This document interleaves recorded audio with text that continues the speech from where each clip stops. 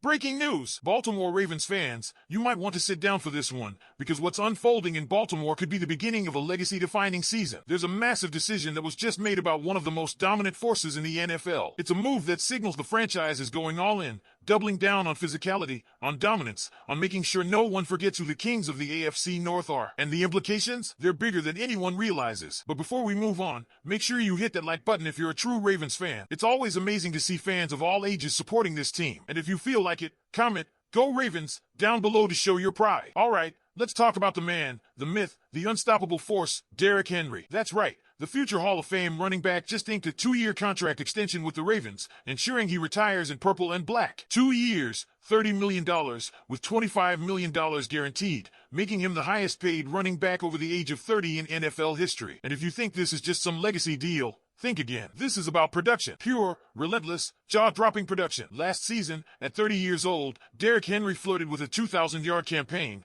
racking up 1,921 rushing yards and leading the league with 16 rushing touchdowns. That's not just aging gracefully. That's redefining what it means to be a veteran powerhouse. He posted a 93.5 rushing grade, first in the entire NFL, and amassed more yards after contact than some backs had in total. The numbers aren't just good, they're historic. This is no nostalgia contract. Henry is still stiff-arming linebackers into the turf and breaking tackles like he's playing high school ball against middle schoolers. His 81 forced missed tackles and 93 first down rushes led the league. This isn't a back slowing down. This is a locomotive gaining momentum. And when you consider what this does to the Ravens offense, it's electric. Pairing Henry with Lamar Jackson, arguably the greatest dual-threat quarterback in NFL history, extends the Super Bowl window in a real way. This backfield is lethal. You can't stack the box against Lamar, and you can't let Henry get a full head of steam either. Choose your poison. Defenses. Last year, Henry's production got better as the offensive line began to gel. The early weeks were rocky, facing the Raiders and Chiefs. Holes were scarce, and Derrick had to make things happen with sheer will. But that line, it's shaping up to be even better in 2025. Patrick McCrary moved to left guard,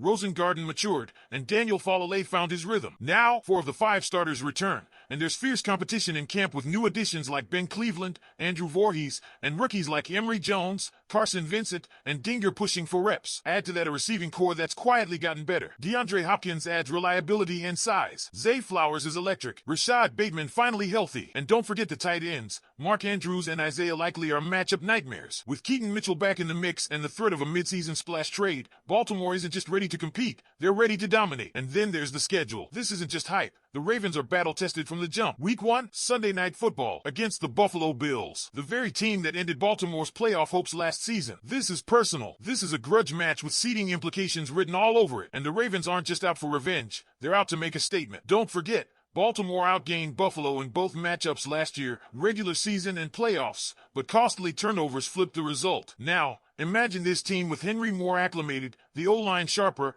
and a defense no longer needing to find its identity. That Week 1 clash could decide who owns the AFC by January. And that schedule? It's brutal early. Bills, Chiefs, Lions, 3 of the 4 opening opponents made the conference championships last year. It's trial by fire, but it's the kind of test that forges champions. You want to see what this team is made of? You're going to find out fast. Add to that, Baltimore has one of the league's best travel schedules, second fewest miles traveled, no international game, and a rest differential of plus 5 days. These aren't small details. These are the kind of advantages that show up in December and January when legs get heavy and rosters were thin. So here we are, with a rejuvenated Derrick Henry, a healthy and explosive Lamar Jackson, a retooled offensive line, a defense in its second year under coordinator Zach Orr with new talent added like Malachi Starks and Mike Green, and a team that finished with 12 wins last season despite starting 0-2. Now here's the question. Ravens fans, if everything goes right, how far can this team go? Let me know your thoughts in the comments, because if you ask me how far this team can go, the answer might just be all the way. Let's not forget what kind of adversity this Ravens squad faced last season. A brand new defensive coordinator, starting 0-2,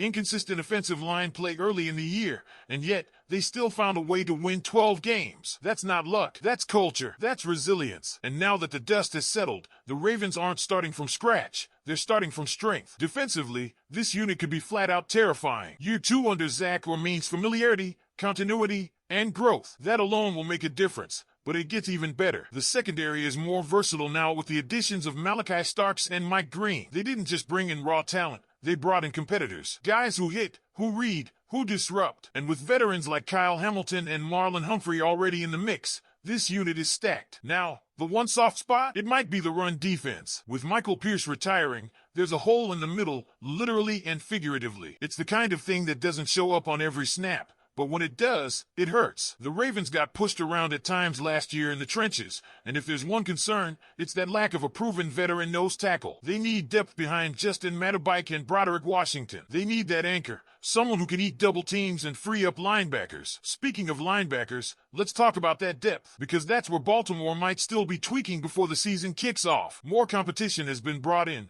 and while Roquan Smith is the heartbeat of this defense, the rest of the unit needs to bring that same intensity, especially against the run. But you know how this front office operates. If they see a weakness, they'll fix it. Whether that's now or mid-season, trust Eric DeCosta to stay aggressive. And offensively, this is year 3 under Todd Monken. That matters. Continuity at offensive coordinator gives Lamar Jackson something he's never really had in Baltimore, a system that grows with him. No resets, no new language, just refinement. Lamar had one of the best passing seasons of his career last year, and now, with the pieces around him only getting better, we could see an even more efficient, even more dangerous version of QB1. Look at the weapons. Mark Andrews is still that guy. Isaiah likely continues to flash star potential. Zay Flowers is explosive with the ball in his hands, and if Rashad Bateman stays healthy, that gives Baltimore a trio that can go toe-to-toe with any secondary. And let's not forget about DeAndre Hopkins. Yes, you read that right. Hopkins is in Baltimore now. That's a savvy veteran presence, someone who can win one-on-one and bail out Lamar when the play breaks down. Oh, and the rookie Lejendi Wester? Don't sleep on him. This kid brings speed and edge, and in this offense,